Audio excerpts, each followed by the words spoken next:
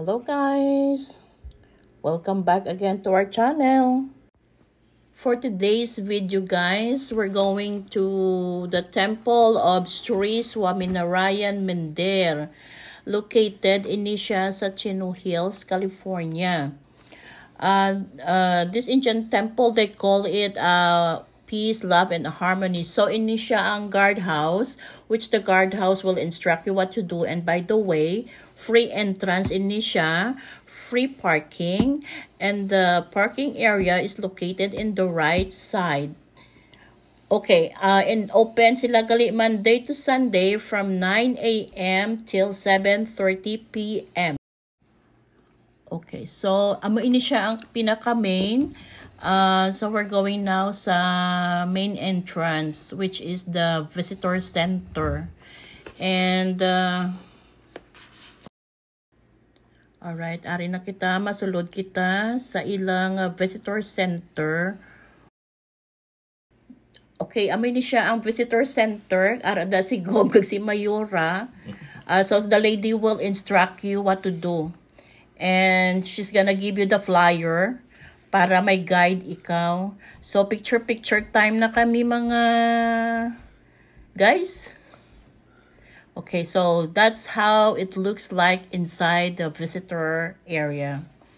Okay, so the main entrance, dira agad mismo ka on that way, so the left side, ang way pa kadto sa ilagan nga temple. Okay, so amo na ini siya ang bali pinaka-exit to go. Ari na kami sa Sagwa, medyo magulo lang ang way kay tungod damo mala mga maintenance nga naga-beautify sang ilang place. On the way na kami sa ilang holiness. I think the name is Pramod Swami Maharaj. Mabudlay man gawa, ihambal ang ilang mga names, pero okay lang na akay di man kita the same tang sa ila. Okay, so this is how he looks like. Kag nagpa-picture Madam Beauty ko gali sa iya para remembrance. So ari na kami ni Gob ho nagalakat-lakat. Kag today medyo mainit, ang temperature is 75 degrees Fahrenheit. Pero even though medyo mainit, medyo may hangin man nga, gadro dapya gawa sa aton nga panit. Tanawa bala si Gobo gakalo man ako abi kuno. Okay guys, enjoy nyo lang anay ang place kay ilibot-libot taka mo sa palibot sa Sagwa anay. And after sina, masulod kami dito sa ilang temple, which is ang temple nila according sa lady outside. We're not allowed to take any videos or any photography. And upon entering, we need to remove our shoes daw, of course, to respect them. Okay, see you later guys. Enjoy lang kamo anay sa video kay mapulupong ko di anay sa kilid kay mainit.